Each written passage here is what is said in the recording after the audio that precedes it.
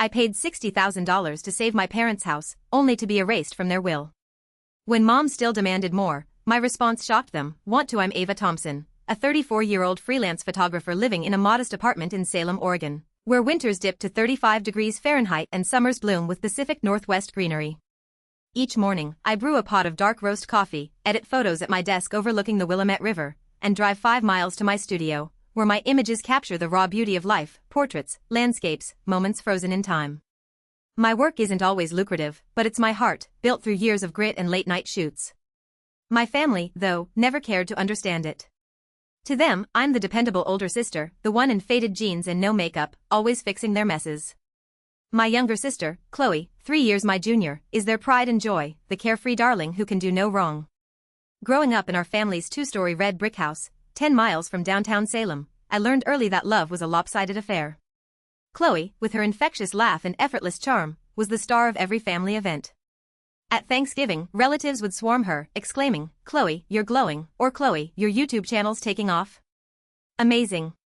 Her giggles filled the dining room, her presence a beacon of adoration. Me? I was a shadow in family photos, barely noticed. If anyone mentioned me, it was a vague, "Ava's taking pictures" or something, as if my career were a quirk not worth exploring. I believed that if I worked hard, stayed quiet, and carried their burdens, my parents, Michael and Susan Thompson, would one day see me with the same pride they showered on Chloe. But their eyes were always on her, their praise reserved for her every whim. The disparity was stark. I remember one Christmas when I was 16, sitting around our cedar table, the air rich with pine and Mom's cinnamon rolls. Chloe, then 13, unwrapped a $300 smartphone, her squeals echoing as relatives clapped. Dad handed her a gift card for a boutique, saying, "You're our sunshine, Chloe." My gift? A $20 camera strap with a note, "For Ava, keep snapping." Mom smiled and said, "You're so practical, Ava. You don't need much." I nodded, my throat tight, and retreated to my room, the sting of being an afterthought cutting deep. That was the pattern. Chloe's moments were celebrated with fanfare, mine with a shrug, if that. Family gatherings only deepened the divide. Chloe's high school graduation, held in our backyard 5 miles from town, was a spectacle, catered salmon, a live band, and a banner proclaiming Chloe's future. Her 21st birthday brought a weekend trip to a Portland loft, 50 miles away, with craft cocktails and a rooftop party. My milestones? A quiet dinner at home with store-bought pie, maybe a good job, Ava, if I pushed for it. When I landed my first $10,000 photography contract, Mom handed me a $25 grocery store cake and said, "You'll be fine, won't you?" No party, no cheers, just the assumption I'd keep grinding while Chloe dazzled. I told myself it was fine. In America, we're taught that family is about sacrifice, about showing up even when it's tough. I believed if I gave enough, my time, my money, my heart, they'd see me as more than the serious sister. I was proud of my work, building a studio that landed $50,000 contracts with galleries and brands. I valued self-respect, earned through perseverance and countless revisions. But my family didn't care. They never asked about the exhibits I'd curated, the clients I'd won, or the thrill of seeing my photos in magazines.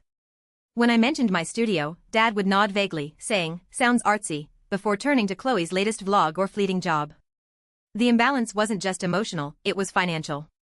For nearly a decade, I supported their red brick house, sending $500 a month for their mortgage when Dad's mechanic shop struggled, plus $5,000 for a new roof, $2,000 for plumbing, and $1,500 for Mom's medications. Over time, I poured in $60,000, including $10,000 to save the house from foreclosure in 2018. They never asked if I could afford it, just said, "Chloe's figuring things out. Can you help?" I did, quietly, as if it were my duty to keep their home standing while Chloe chased her YouTube dreams. At family dinners, Chloe's tales of viral videos and fleeting gigs stole the show, her charm drawing gasps. If I spoke, the conversation shifted, my words fading. Chloe would tease, "Ava's the responsible one," and Mom would laugh, but their dismissal masked a truth. I was invisible unless they needed cash. The deepest cut came last year, during a snowstorm, 10 miles from home. Chloe was in LA, networking, and the house was quiet. Mom asked me to organize their bills, a routine task I'd done for years. In their cluttered study, I found a notebook where I'd logged every payment, $500 a month, $5,000 for the roof, $60,000 total. When I showed it to Mom, hoping for a nod of gratitude, she smiled absently. "Chloe's sensitive. She needs us more." I pressed, "What about me?" Her eyes didn't waver. You're strong, Ava. You don't need us to worry. That moment crystallized the truth. I wasn't their daughter in the way Chloe was. I was the one they called when the bank loomed, the one they overlooked when love was handed out. In America, we talk about family as a haven, where you're valued for who you are. I clung to that ideal, hoping my sacrifices would earn a place in their hearts. But that day, as I drove the 10 miles home through 25 degrees Fahrenheit snow, the truth settled like ice. I was their safety net, not their child. I kept hoping for a moment when they'd say, Ava, we're proud of you, but hope, I'd learn, could be a heavy chain if you carried it alone too long. The late afternoon light filtered through the kitchen window of my parents' red brick house in Salem, Oregon, 10 miles from my apartment, casting soft shadows on the oak dining table. The air was a crisp 60 degrees Fahrenheit, scented with Mom's orchids from the backyard. I'd stopped by, as I did every weekend, to help Susan, my mother, with her bills and paperwork, a task she struggled with due to her lack of tech savvy.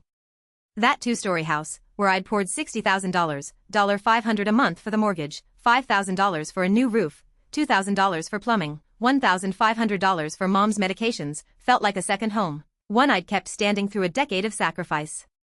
Can you sort this? Susan asked, handing me a messy stack of papers before returning to her garden. I nodded, settling at the table, sifting through utility bills and tax forms, until my eyes caught a thick cream-colored envelope labeled estate plan and will. I hesitated, my fingers brushing the seal, not out of curiosity but a reflex to ensure everything was in order. I'd always been the fixer, paying $60,000 to save their home from foreclosure, driving through 30 degrees Fahrenheit snowstorms to deliver Mom's meds, replacing shingles in pouring rain. But as I opened the envelope and flipped to the asset distribution page, a sharp pressure gripped my chest.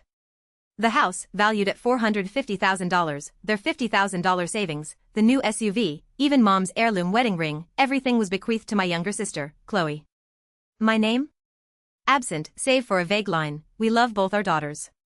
I clenched the paper, my knuckles whitening, each word a betrayal of the years I'd spent holding their world together. Memories flooded back, working 2 jobs to cover their $500 monthly mortgage, skipping vacations to fix their plumbing, wiring $10,000 in 2018 to stop the bank from seizing the house. Each sacrifice felt erased by that cold, printed sentence. Susan's light footsteps returned, her humming breaking the silence. Ava, did you find the statement? She asked, wiping dirt from her hands. I stood, the will in hand, my voice unervingly calm. Mom, is this real? She froze, her eyes darting to the paper, then to me. Oh. Ava, I cut her off, my throat tight, each word sharp.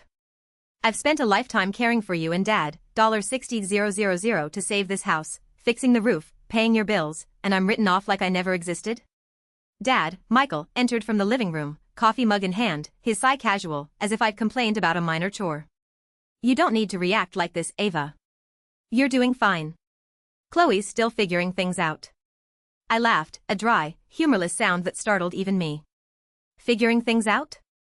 She's 30, changes jobs every 3 months, lives off YouTube, and can't pay her phone bill. I'm the one who's kept this house standing dollar by dollar. Susan stepped forward, her hand reaching for mine, as if touch could soothe the wound. Don't overthink it, Ava. I just wanted Chloe to feel secure. I pulled away, my gaze ice cold. Secure? And what about me? The one who's paid $500 a month, driven 10 miles through blizzards, replaced your shingles? Where's my security? Michael set his mug down, his tone patronizing. You're stable, Ava. Chloe needs the support. You've always been the strong one. The word strong hit like a slap, a label I'd worn to justify their neglect. Strong? I said, my voice rising, steady but fierce. I worked 2 jobs to cover your $450,000 mortgage.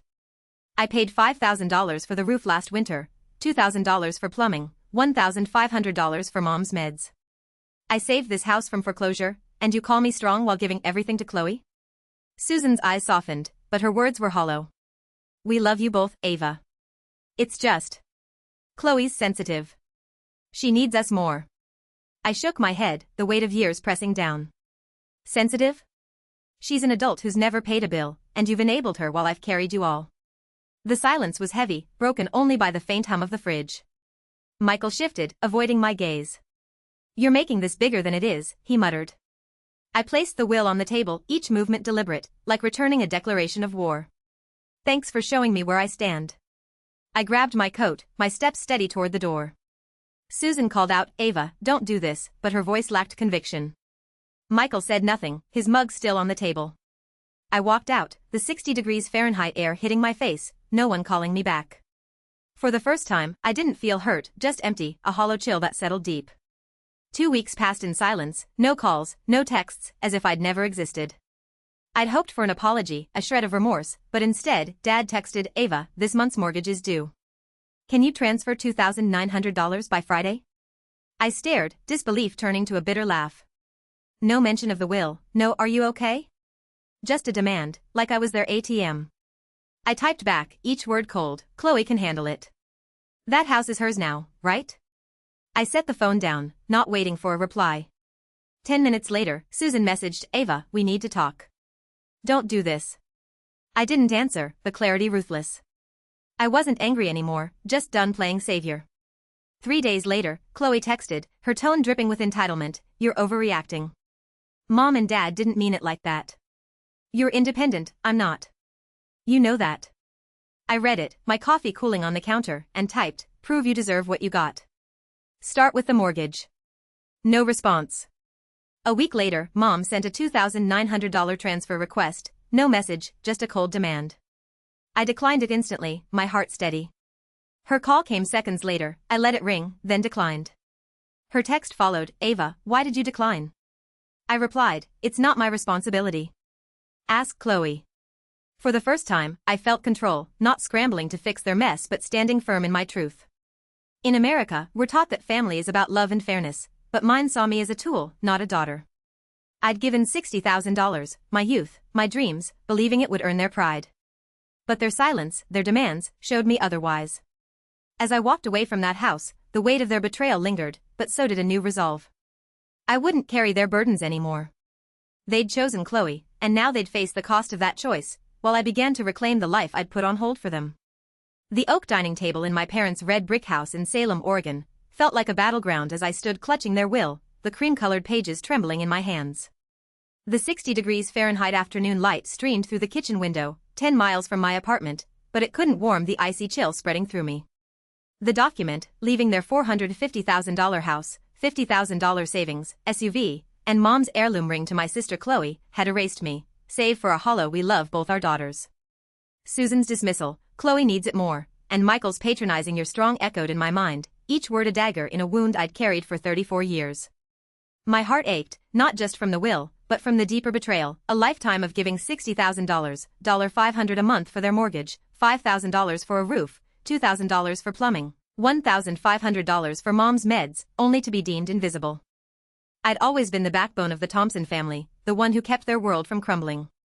For a decade, I'd sent $500 a month to cover their mortgage, worked 2 jobs to save their home from foreclosure with $10,000, driven 10 miles through 30 degrees Fahrenheit snowstorms to deliver Susan's medications, and wired $5,000 for a new roof during a stormy winter. Each sacrifice was a silent plea for their love, a belief that my $60,000 and countless hours would earn me a place in their hearts. But that afternoon, as Susan's, Chloe's sensitive and Michael's "you're doing fine" rang in my ears, I realized those sacrifices had been for a family that saw me as a utility, not a daughter. The pain wasn't new, it was a wound reopened, raw and searing. I flashed back to a year ago, during a quiet dinner, 10 miles from home. Chloe was in LA, networking, and I'd brought Susan her meds. I'd shown her my latest gallery exhibit, hoping for a spark of pride. She'd nodded absently, saying, "That's nice, Ava," before asking about Chloe's YouTube channel. I'd pressed, "What about my work?" Her eyes were distant. "You're strong, Ava. You don't need us to cheer." That moment had stung, but I'd buried it, believing my $60,000, $500 a month, $2,000 for plumbing, would eventually matter. Now, the will proved otherwise. Their choice to leave everything to Chloe, who'd never paid a bill, wasn't just neglect, it was a declaration that I wasn't family in the way she was. The betrayal deepened with their response. Susan's hand on mine, her "don't overthink it," wasn't an apology but a dismissal, as if my pain were an inconvenience. Michael's "you're making this bigger than it is" echoed years of being sidelined, my $50,000 contracts ignored while Chloe's fleeting gigs drew praise. Chloe's absence from the confrontation, her silence in the weeks that followed, was its own wound. She'd taken their favor without question, never acknowledging the $500 I'd sent for her acting classes. Their demand 2 weeks later, "Can you transfer $2,900 for the mortgage?" Without mentioning the will, was the final blow. They didn't ask, "Are you okay?" They saw me as their ATM, expecting $60,000 more without a shred of gratitude. In America, we're taught that family is a sanctuary, where you're valued for who you are, not what you provide. I'd clung to that ideal, valuing self-respect and perseverance, believing my sacrifices would earn their love. But I was wrong. I'd given $60,000, driven 10 miles to fix their lives, poured my heart into photos that graced magazines, and they'd never asked, "Ava, are you okay?" They'd called when the bank loomed, when Susan needed meds, when Chloe needed classes. But when I needed them, when I needed to be seen, to be loved, they were nowhere. The betrayal wasn't just the will, it was the realization that I'd been a tool, used when Chloe wasn't the star, discarded when she was. I thought of every moment I'd been compared to Chloe, her charm, her vlogs, her free spirit. At Christmas, 5 miles from home, relatives praised her latest video while my gallery opening was met with, "That's nice, Ava." Susan called my work artsy, Michael nodded along, and Chloe never said, "Ava's doing incredible things." I'd given $60,000, my youth, my dreams, and never heard a thank you that wasn't tied to another request. The hurt wasn't just emotional, it was a hollowing out of the hope I'd carried, a void where I believed I could earn their love. As I stood in that kitchen, the house I'd saved felt like a stranger's. The photos on my phone of me at exhibits, my studio's award night, were proof of a life I'd built alone. The family photos, tucked in a drawer, were relics of a lie. I'd been taught that perseverance meant showing up, even when it hurt. But that afternoon, the hurt was too deep, the betrayal too raw. My family had drawn a line, and I was on the outside, not because of what I'd done, but because of who I was, a woman whose strength they'd exploited. The pain wasn't just about a will, it was about losing the illusion that I'd ever been truly part of their world. The red brick house in Salem, Oregon, 10 miles from my apartment, faded in my rearview mirror as I drove away, the 60 degrees Fahrenheit afternoon air heavy with the weight of my parents' betrayal. The will I'd found, leaving their $450,000 home, $50,000 savings, SUV, and Susan's heirloom ring to Chloe, had erased me, a cold dismissal of my $60,000 in sacrifices, $500 a month for their mortgage, $5,000 for a roof, $2,000 for plumbing, $1,500 for mom's medications. Susan's "Chloe needs it more" and Michael's "You're strong" had stung, but their demand 2 weeks later, "Can you transfer $2,900 for the mortgage?" Without acknowledging the will, was the final straw. I'd given a decade of my life, $60,000, and countless 10-mile drives through 30 degrees Fahrenheit snowstorms, only to be treated as their ATM. The pain was raw, but as I gripped the steering wheel, a ruthless clarity emerged. I was done being their lifeline. It was time to set a boundary and reclaim my life. Back in my apartment, the silence was deafening, broken only by the hum of my coffee maker. I opened my banking app, the transaction history a ledger of my misplaced loyalty, $500 monthly transfers for the mortgage, $10,000 to stop foreclosure, $5,000 for the roof, $60,000 total. My finger hovered over the auto payment settings, trembling with the weight of what I was about to do. This wasn't just about money, it was about respect, about refusing to be erased. I thought of every family dinner, 5 miles from home, where Chloe's YouTube vlogs stole the show while my gallery exhibits were brushed off with, "That's nice, Ava." I'd been the one they called when the bank loomed, when Susan needed meds, when Chloe needed classes. But when I needed them, they'd chosen her. I clicked cancel on every payment, mortgage, utilities, insurance. Notifications flashed, auto payment canceled successfully. No alarms, no warnings, just silence, the same silence I'd lived in for years. I leaned back, my breath steadying. The decision wasn't impulsive, it was a line drawn after a decade of exploitation. I called my bank, removing my name from the joint account tied to their mortgage, and contacted the utility companies to end my role as their unofficial accountant. I deleted the bill reminders from my phone, each tap a small act of liberation. In America, we're taught that family is about love and fairness, but mine had shown me neither. I'd valued self-respect, built through late nights at my photography studio, where I'd landed $50,000 contracts. I'd valued perseverance, showing up for a family that didn't show up for me. But I was done. I closed my laptop, the click echoing like a door shutting on a chapter I'd outgrown. The next day, Susan's text came, "Ava, the landline's cut. Chloe can't log in. Help." I set the phone down, my coffee cold, and didn't reply. Chloe texted, "You're selfish. The power's about to go. Are you letting this happen?" I typed, "No, I'm letting you take responsibility." No response. A week later, Susan sent a $2,900 transfer request, no message, just a demand. I declined it, my heart steady. Her call followed, I let it ring, then declined.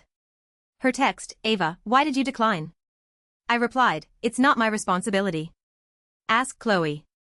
For the first time, I felt control, not scrambling to fix their mess but standing firm. 3 weeks later, the silence broke with a knock at my door. Chloe stood there, in a wrinkled hoodie, clutching a stack of bank documents, her eyes panicked. 5 minutes, Ava, she pleaded. I need help with the bank. I don't understand their terms. I crossed my arms, unmoved. What about your inheritance? She mumbled, it's tied up in investments.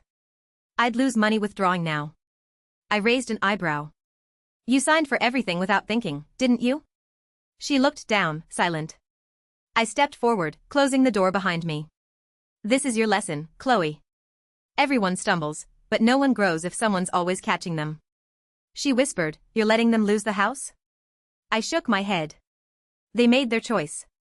Now they live with it. I turned away, leaving her in the hallway, her panic no longer my burden. Days later, a call from Mrs. Evelyn Carter, their neighbor, confirmed the fallout. Susan asked about selling the house. They're struggling. I thanked her, hung up, and felt no smugness, just fatigue. But that fatigue fueled my resolve. I opened my laptop and logged into Facebook, rarely used, and crafted a post, my family's sharing a one-sided story. Here's the truth. I attached the will, naming Chloe as sole beneficiary, and screenshots of my $60,000 in payments, $500 monthly, $10,000 for foreclosure, $5,000 for the roof. I added, my silence wasn't consent. I was waiting to tell the truth. Now's the moment. I hit post, my heart racing but steady. Within minutes, comments flooded in, Ava, you did all this? You're too kind for this. Friends shared it, strangers weighed in, no one should be used like that. The post spread, raw and honest, dismantling their narrative. 2 days later, Susan deleted her emotional posts. Michael deactivated his account. Chloe changed her profile to a cryptic flower image, her usual dramatic retreat. I didn't post again, didn't gloat. I sat in my 65 degrees Fahrenheit apartment, rain tapping the window, and felt justice, not vengeance, but clarity. I'd given $60,000, my youth, my heart, believing it would earn their love. Their silence, their demands, had shown me otherwise. But that post, seen by thousands, stopped their public shaming, forcing them to face the truth they'd buried. I wasn't their ATM anymore. In America, we're taught that perseverance means showing up, but I'd shown up for a family that didn't show up for me. Now, I stood for myself, valuing the self-respect I'd earned through quiet strength. As I walked away from their demands, the weight of their betrayal lingered, but so did a new freedom. I wasn't just closing a door, I was opening one to a life where I defined my worth, not them.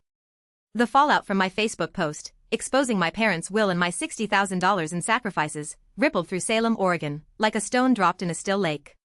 I'd walked away from their red brick house, 10 miles from my apartment, after Susan and Michael left me out of their $450,000 estate, giving everything to Chloe. My post, screenshots of $500 monthly mortgage payments, $10,000 to stop foreclosure, $5,000 for a roof, $2,000 for plumbing, had gone viral, shared by hundreds, dismantling their narrative of me as the ungrateful daughter. I'd cancelled all support, declined their $2,900 demands, and faced Chloe's pleas at my door, refusing to be their lifeline.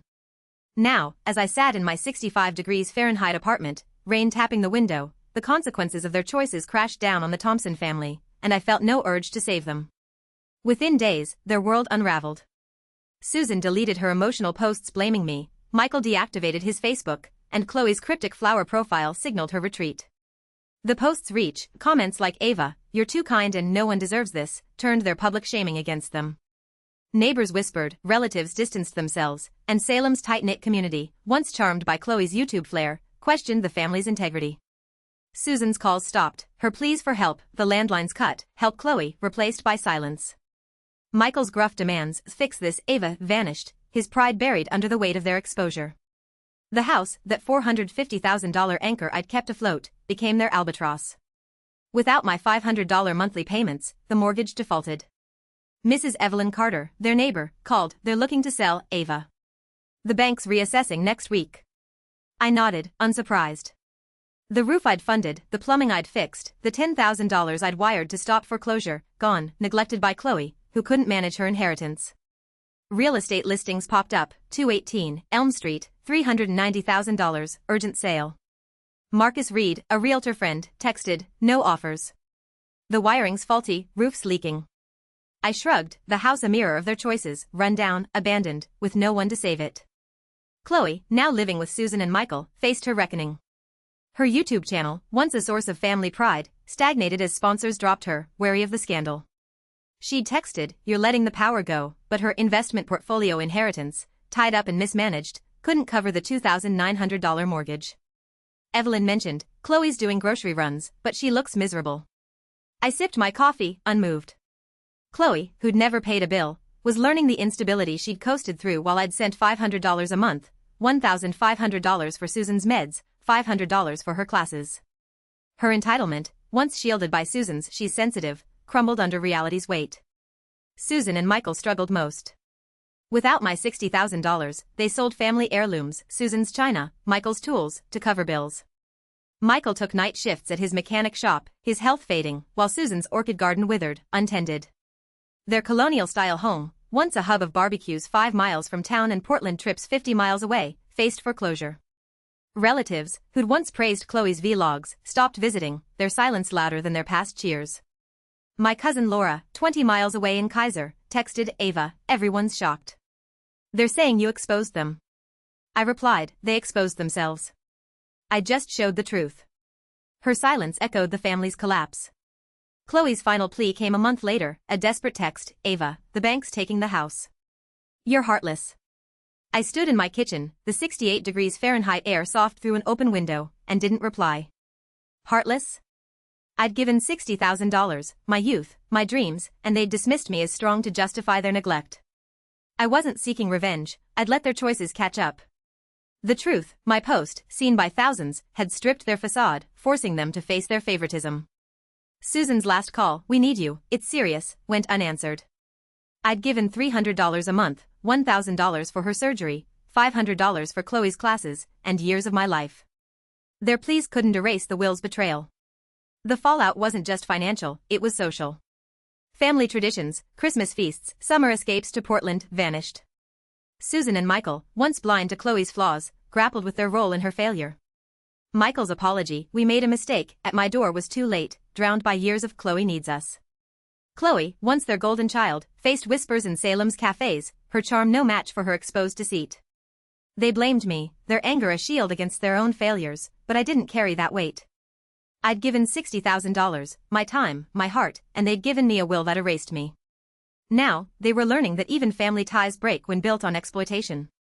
In America, we're taught that perseverance means showing up, but I'd shown up for a family that didn't show up for me. Their consequences weren't my fault, they were the result of a life built on taking without giving back. As their house listed for $360,000, no buyers, I felt no smugness, just release. I'd stopped being their savior, and the freedom was lighter than any duty I'd carried.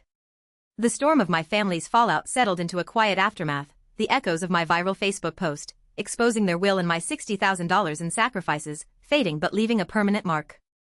I'd walked away from their red brick house in Salem, Oregon, 10 miles from my apartment, after Susan and Michael left me out of their $450,000 estate, giving everything to Chloe. I'd canceled $500 monthly payments, declined $2,900 demands, and faced Chloe's pleas, refusing to be their lifeline. Now, in my 65 degrees Fahrenheit apartment, the Willamette River glinting outside, I found peace, not fleeting, but the deep calm of choosing myself over a family that never chose me. I returned to my routine, sunlight warming my hardwood floors where I edited photos. My studio, 5 miles away, buzzed with creativity, my $50,000 contract's a testament to grit. I'd spent 34 years being their fixer, $60,000 for their mortgage, roof, plumbing, Susan's meds, but their will had erased me. That betrayal, coupled with their "Chloe needs it more," had pushed me to set boundaries. It opened a life where I wasn't the savior but the one who mattered. I redirected the $500 I'd sent monthly to a savings fund, booking a fall trip to Seattle, 180 miles north, where 55 degrees Fahrenheit rains and vibrant leaves rekindled my photography. I joined an art class 3 miles away, capturing portraits that spoke of resilience. I bought a semi-pro camera, a $1,200 dream I'd shelved for their bills, its weight a quiet rebellion against $20 camera straps I'd accepted as a kid. My phone stayed silent, no more pleas from Susan, rants from Chloe, or demands from Michael. The silence wasn't empty, it was freeing. I'd believed family was sacred, but mine had shown otherwise. True family, I learned, is about respect, not blood. I found it in new places. Rachel Bennett, a coworker, invited me to her family's barbecue 10 miles away, where her dad toasted my exhibits with warmth I'd never known. Mrs. Evelyn Carter, a neighbor, shared her rhubarb pie, insisting I join her book club. These connections, built on kindness, filled the void my family left. Work became my haven. I landed a $75,000 contract for a national magazine, my photos gracing covers. I started teaching photography to high schoolers at a community center, their awe at framing shots mirroring my own rediscovery. My blog on breaking toxic family ties grew, readers writing, "You gave me courage to say no." I was helping others, and it healed me. The Thompsons' world collapsed. The $450,000 house, listed at $360,000, had no buyers, its leaky roof and faulty wiring, once my fixes, now their burden. Chloe, living with Susan and Michael, saw her YouTube channel stall, sponsors fleeing after my post. Evelyn noted, "Chloe's miserable, running errands." Susan sold her china, Michael worked nights, their pride gone. Family traditions, Christmas feasts, Portland trips 50 miles away, ended, their home a shell of neglect. Susan's letter arrived, a blue envelope in her familiar script, "I can't sleep, Ava. Michael's not strong. If you're willing, I'm here." I folded it, placing it in a drawer with old photos, not tearing it but not replying. I didn't hate them, I lacked the strength to sacrifice without being seen. Chloe's last text, "You're heartless, the bank's taking the house," went unanswered. I'd given $60,000, my youth, my heart, and they'd erased me. Their consequences weren't my fault, they'd chosen Chloe's fragility over my strength. One evening, as I sipped tea in my 68 degrees Fahrenheit loft, Marcus Reed, a realtor, texted, "Your parents' house dropped to $330,000. No takers." I nodded, the house a relic of duty I'd shed. I joined a hiking group 10 miles away, where strangers became friends over trails and campfires. I volunteered at a senior debt program, using my experience to help others avoid my family's cycle. Each step built a new foundation, where I was enough. As winter neared, I stood by Liberty Lake, 15 miles away, my camera capturing a boy and his laughing mother. I wasn't the girl who'd accepted $20 straps while Chloe got the world. I was Ava Thompson, a woman who'd learned true family lifts you up, not pulls you down. I'd given everything, and they'd given me a will that set me free. Now, I lived for myself, and that was more than enough.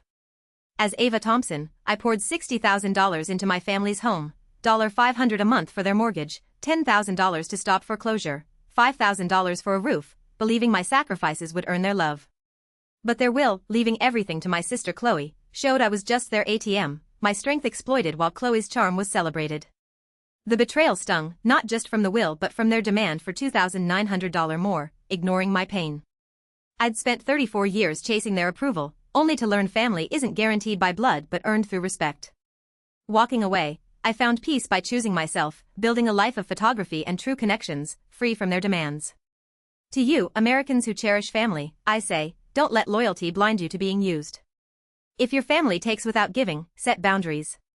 Your worth isn't their validation, it's in the life you create. Don't waste years like I did, pouring into those who won't reciprocate. Recognize when you're the fixer, expected to carry the load, and step back. Say no without guilt, it's not selfish, it's survival. Build a circle that sees you, not your utility, friends, mentors, chosen family who lift you up. Perseverance isn't staying where you're diminished, it's walking toward those who value you. If I'd learned this sooner, I'd have saved my heart sooner. Start now, value yourself, demand respect, and live for you, not their expectations. Freedom comes when you stop begging for love and start giving it to yourself.